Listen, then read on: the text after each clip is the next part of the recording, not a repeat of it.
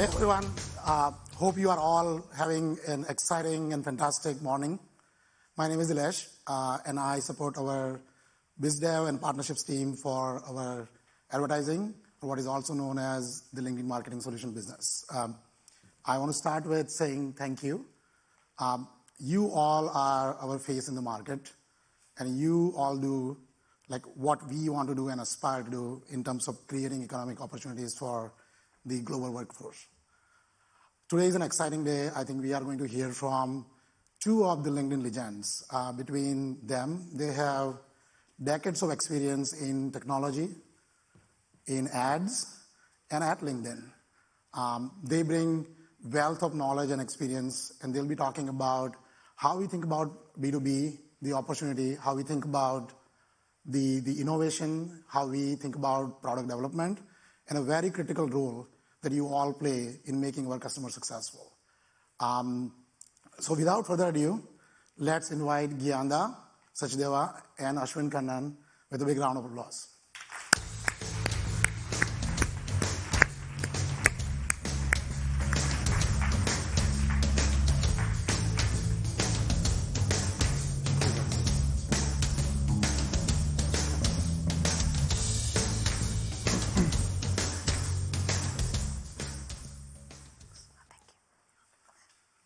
Isn't it exciting, Gyanda? It is. It's very exciting to be back. Day 2. Hi, everyone.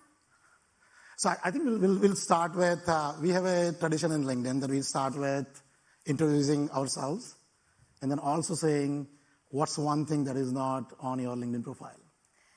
So hi, everyone. I'm excited to be back here. And hi, everyone on the live stream, too. So one thing, my name is Gyanda. I lead product for marketing solutions, and I work with these fine gentlemen.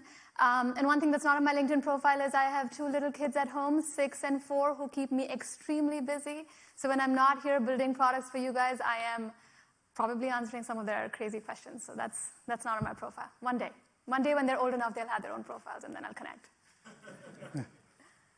All right. I'm Ashwin. I lead engineering for marketing solutions, Gyanda's counterpart. I've been here at LinkedIn about 10 years, in the ad industry for even longer. And I'll stay with the family theme, and my kids are technically adults, both of them. And now it's getting harder and harder to find things that we actually do together and share in common. So I'm very excited that yesterday or day before, I bought Taylor Swift concert tickets. You know, first, so if you're following it, it's very hard to get. And I'm a fan. My wife's a fan. My son doesn't want to admit it, that he's a fan. My daughter's certainly a fan. So we're all going to Taylor Swift in July. So that's my win. Yeah, and for me, what's not on my LinkedIn profile, what is on the LinkedIn profile, it says that I speak 3 languages. But in reality, I actually speak 4th language, and that 4th language is partnerships. I truly believe that when people, teams, orgs, companies, and communities partner, we can do 1 + 1 = 11. And I think that's what we do in the ecosystem with you all. So with that, for today, what we are going to hear from Gyanda and Ashwin is how we think about our vision for B2B, how we think about developing products and innovation, and a very, very critical role that you all play helping us do what we do. So I think with that said, we'll start with Gyanda. Also, while we are having this conversation, I'd definitely encourage you all to submit any questions that you have in Slido. Hopefully, we'll have some time at the end of the session to take some live questions as well. So Gyanda, let's start with you. I think you painted an amazing vision yesterday. Maybe not everybody was there. Can you tell us a little bit more about how do you think about growth in B2B and B2B marketers and brands, and what's your vision? Yeah. This is something we think about a lot. And in fact, this is one where we start every day. What is the vision? What are we working towards? And one of the things that we've come to realize especially over the last couple of years, is that the job of B2B marketers is only getting harder. Like, there are macro conditions that we all know about, the economic uncertainty that's looming over everybody. And then there are the privacy changes that are coming that make all the ROI equations go out the window and you have to rethink your calculus. And then on top of that, every single tool you have for measurement, for creatives, everything was built for B2C and has been copied over for B2B. And that last bit is really unnerving. And it's completely on us to fix it. And so that's become a very big part of our vision, that how do we build something that's truly designed for B2B? And the example I give to my teams is that, if I asked you and I gave you $100,000 to go buy a luxury car, I guarantee that you will have 3 to 5 brands pop up in your head. You have a mental shortlist ready to go for that category. And how did that happen? It happened because as a consumer, you can see what people are driving. And it's true for everything in our day-to-day lives. You can see what people are eating, liking, recommending, wearing, driving. But none of this happens in the B2B world. I have no idea what people use at work for all the work that they do that happens behind the scenes. So it's very hard to build that mental shortlist. And we want to change that on LinkedIn. So that's a big part of our vision. And then if you tie that back to the tools that B2B marketers use every day, it shows up in formats, how you communicate with customers, and how they should be designed for B2B. It should not be about short videos. You can't explain B2B in 10 seconds, but it should be about something that actually makes sense for the buyers and their purchasing journeys. Same thing for measurement. The whole measurement ecosystem is designed around short-termism. It's something that happens within 10 days, 30 days, 60 days. But some of these B2B deals get done over quarters and years, and relationships get built over a very, very long time horizon. And so it's important that you have the tools you need to be able to measure that impact and show that impact back to your CFO, that the conversation that started a year and a half ago is materializing into a $10 million contract today. That's a really big deal. But being able to show that is hard today, so we want to fix that. And then finally, identity. Like, that's something that is net new in the ecosystem in the last couple of years, but it's big. And in realizing, what has to change, one big moment for us was that the way we talk about identity in the world of digital media is very well suited to B2C. It's about an individual decision maker. It's about a household at max. But that is not how B2B decision making works. It's a group of people who make decisions. And that group wears multiple hats. Someone is using it. Someone is advocating for it. Someone's actually going to pay the money for it. Someone's going to sign the contract and be accountable for it. And so how do we find these groups in a privacy-safe way is something that we're thinking about pretty deeply. So marketing identity is something that's a big part of our vision.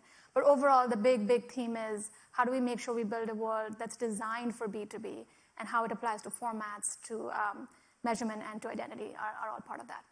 So Gyanda, I think this vision is bold. The opportunity is huge, but these are also big boulders. So I think if you think from the ecosystem and us as a platform, what do you think are sort of the biggest opportunities and the challenges that you foresee? Yeah, so I think in terms of opportunities, the example I shared yesterday is that we've all been thinking about B2B marketing perhaps the wrong way. Because if you think about it as a marketplace, on the other side is the buyer who has zero idea on how to do any of this work. How do they go do research? How do they make a decision? How do they build their own confidence? And most importantly, how do they go back and sell to their own organization that this needs to be purchased? And so how do we help the B2B buyer in all of this is a huge growth opportunity for all of us in the ecosystem, because I'm convinced that if we can get buyers to enjoy using a platform, a set of platforms, the rest of the equation with marketers and salespeople will fall in line. Because if you don't have buyers engaged, then almost nothing else actually makes any difference. And so for us, a huge, opportunity area is figuring out how we build for buyers, how we put them at the center of the marketplace. And in terms of the challenges, I think it's not easy. None of this is going to be easy. It's a little bit of a transformation journey that everyone has to go through. But the sooner we start, the better. And I personally think that some of these things will help lead the industry in a new direction. In the past, it's always been some B2C trend that we've copy-pasted. I think it's going to turn around, and B2B is going to lead the way in many of these places. I'm really excited about that. Yeah, so what I'm hearing, Gyanda, that we are anticipating and expecting a lot of product innovation, a lot of solution innovation, a lot of business model innovation. So I think when we think about that, Ashwin, we LinkedIn, as a LinkedIn being a product-led, product-driven company, what role principles play in how we think about product development and innovation? Yeah, that's a great question, Nilesh. And I think when you think about how you started framing it, there's the need to innovate, and many of you have probably been in the ad industry for a long time too. I think the ad industry is one of them where there's been a remarkable amount of innovation through the years, and really all the time. Everything from creatives, like how do we appeal to people. Some of the videos that Jim showed were actually very innovative videos by our customers and partners, all the way to technology, innovation. So I think innovation is very much the name of the game here. But how you set it up and how you structure it is actually important. And so to that point, We are certainly we have a set of principles that we define that we then use to guide our innovations. For example, one of them is members first, especially on LinkedIn. This is a very key principle where we want to make sure that whatever we do benefits the member. And we have the member's interest in mind whenever we build any product, whether it's for a marketer or a seller or a recruiter. Ultimately, we want to help the member. And the member is like you and me and the 800 plus million other people on our platform. So that's very core to us. Of course, we are a business, and the particular business we are in Marketing Solutions, so we are very focused on our customers and our partners. And then the framing of the business further, as Gyanda said, is we are very focused on B2B. So what really makes sense for B2B is very important to understand that context. And then I would put another one, which is, I guess, maybe almost like an unsaid principle, but we need to have a scientific approach on how we build things. How do you have a hypothesis? How do you test it? How do you learn from it? How do you iterate? How do you get that feedback loop and cycle? So we're listening to all of you and our customers, but we also have a lot of innovative ideas that can come. But we need a principled way to test them and then bring them to market. So I think this is like the structure is very important, and then great things can happen. So Ashwin, can you share an example like when this principle sort of comes to life in terms of things that we develop or are developing? Yeah, I would say it's almost hard to pick out any one because this is in our DNA of how we should operate. The fact that anybody can pitch an idea. So we want to be an organization that's open to ideas from whichever angle they come. But we need a way to have principles to say, does it fit into these ideas? What's the likely payoff? How are you going to test this? And then what are we going to learn from it? So I think everything that we take to market, actually, we have applied all of these things along the way. So I think that's there. And for example, picking on Gyanda's example of the identity work, that is completely, I think, groundbreaking for all of us in the industry, by the way. None of us solved this problem 2 years ago. And how we solve the problem is we can take different tacks at it. And our approach very much has been to put the member, their privacy, their controls very much at the center of how are we going to design a system where we will honor not just the law, but the spirit of what people are expecting, and still build solutions that are effective, where you can measure return on ad spend, you can measure that that value that you're going to get from the program. So I think it's I tell some of my engineers it's one of the most exciting times to be an engineer because we're literally rebuilding a bunch of things from the ground up, but in a very different way. And this is also a place where we are not like the second mover. We are one of the first movers. Like we are all moving now, and I think we have a pretty good shot at this. Yeah, and I think like we also see a lots of examples in our ecosystem where partners are actually leading. And I can give you example. We can give many examples, but it will take a lot of time. But for example, when we think about companies, whether it is B2B or a B2C in this case, a customer doesn't experience a company as orgs and teams and product lines. We see this challenge in terms of how sales and marketing kind of comes together and how do we align them.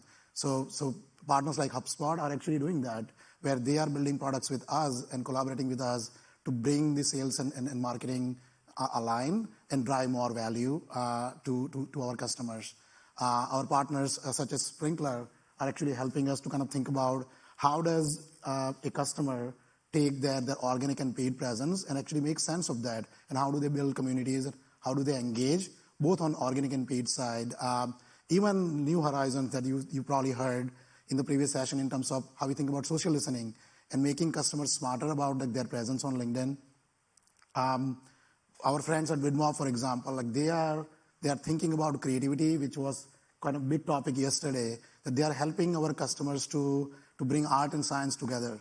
How do you bring the creativity of thousands and thousands of designers, and how do you actually help data and AI to actually drive that?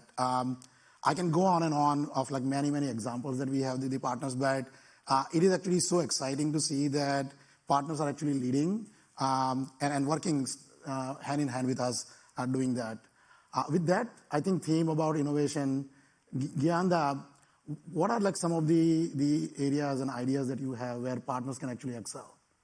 Yeah, great question. And we've talked about this in the past a lot, that we think of the partner ecosystem as an extension of our teams. It's not meant to be outside our team. And there was someone in the room at one point, I think in some meeting, that said, do you mean the R&D team only? Do you mean the engineering team and the product team? And we said, no, it's everyone, like marketing team, sales team, engineering, product, everybody. And I think when we think of the partner ecosystem that way, it opens up a lot of opportunity for all of us to think about how we scale a lot faster, how we add value a lot faster, and perhaps leverage each other's strengths to innovate in the areas that make the most sense for the specific partners that we're working with. So I think there are many ways to think about that innovation model, and we call it the co-innovation model, which is how do we co-innovate with our partners. And we, in fact, want to bring as much closeness between the two teams as possible. Amita, right before this, talked about how we're going to increase the discovery of partners within the interface. I'm very excited about that. We can talk more about that in more detail if necessary, but I feel like that's just one step towards building a much more integrated approach where there is, from a customer's perspective, there is no difference between engaging with this platform and another partner platform. It's all integrated together. And we are starting on that journey, I think, with in-partner product discovery, but there's going to be more that comes in that roadmap. And with that, of course, more opportunities to innovate together. Ashwin, what advice do you have for partners to excel? Yeah, I think just to build up on that, I would say I would love to have you take a more prominent role in becoming a strategic advisor to your customers, to our mutual customers, because you, in some ways, may be even closer to them. The way in the R&D organization, when we build product, when we think about it, we often think more horizontally in terms of what features would be useful to a broad set of audience of our partners and our customers. But you are experiencing every customer one person at a time, one organization at a time. Maybe you are very vertically oriented. Maybe you're focused on healthcare. And maybe you have some ideas of, in healthcare, we really need these things to be done and solved. So I think the more you can lean into the customer's growth and solving, like, what is it that they want to see them success, how they can grow and succeed, I think that would be really great. And of course, giving any feedback back to us on that will go a long way. And as you know, in this kind of environment, there's a lot of scrutiny on where are the dollars being spent, are they being spent well? So anything you can provide on top of what we have to show that money is well spent, it's easy and efficient to run whatever marketing campaigns you have. You've taken some friction out of the process.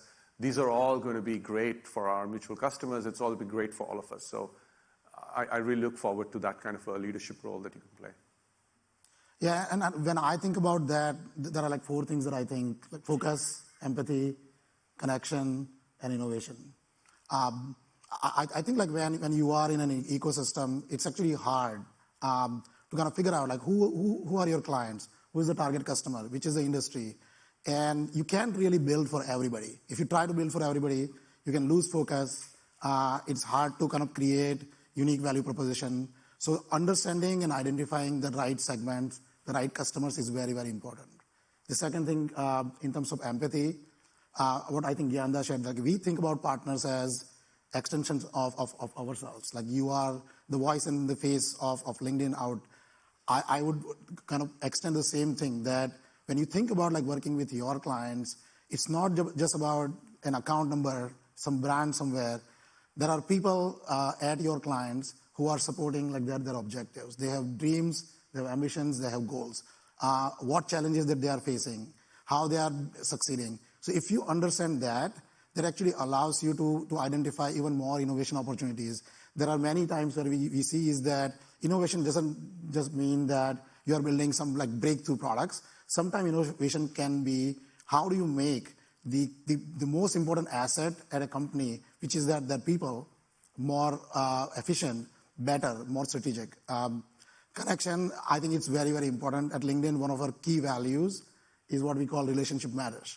So when we think about innovation, the more we lean in, the more we co-develop, co-innovate, the more we kind of bring our customers, our partners, our platform together at the ideation stage.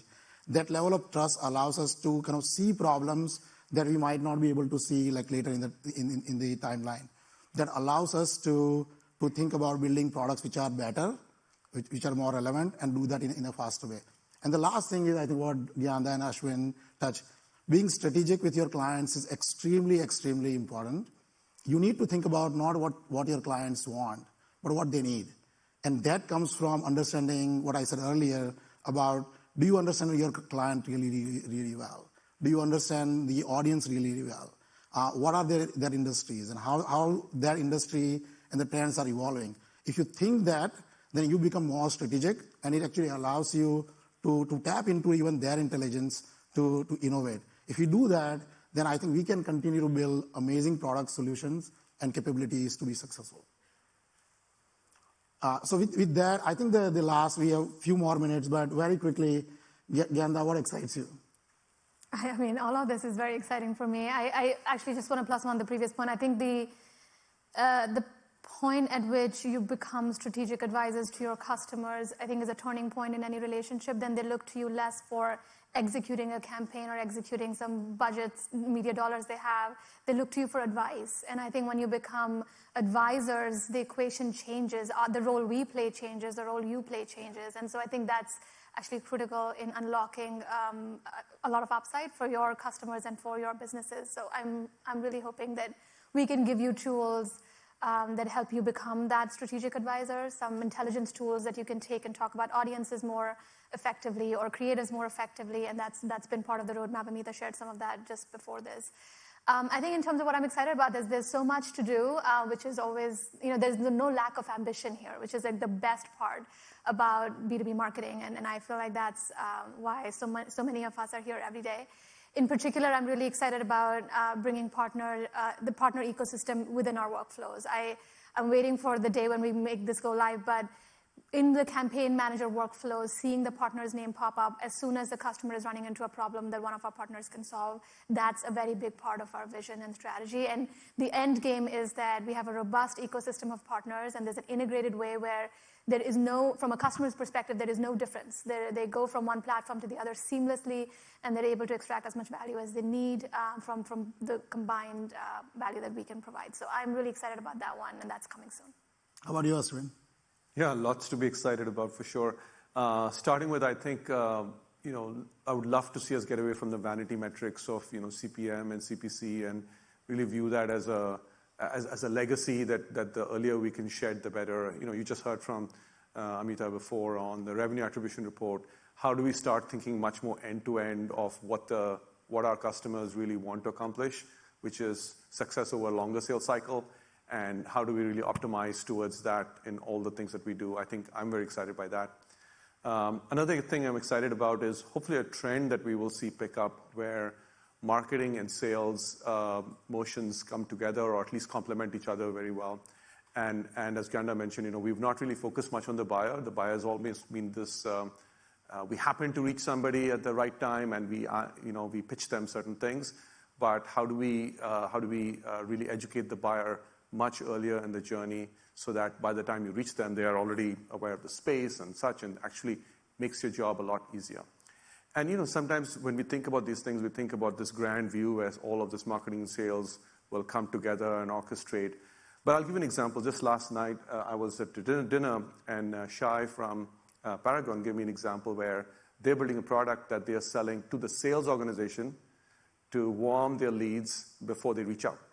And so right there you have existence proof of people who are already doing and finding success with what we're doing. So I think there's a lot of innovation here, and I would love to find ways to just partner more tightly. So I'm really excited by that. And I'm excited about, as I said, I think partnership is my fourth language. Just seeing this ecosystem thrive and continue to add a lot of value, that excites me. I think just looking at how things are turning out even in these times, I think I'm excited that next time we'll need a bigger venue. But I think at the end of the day, I think what Gyanda said, what Ashwin said, we really, really believe that when our customers win, that's when we win. When our customers win, you win. And when you all win, we win together. There is huge opportunities for us, and we cannot wait to build this new B2B world with all of you. We are almost at the time, so probably not have enough time to take any live questions, but we'll be around if you have any questions. But let's thank Gyanda and Ashwin for their time and sharing their wisdom.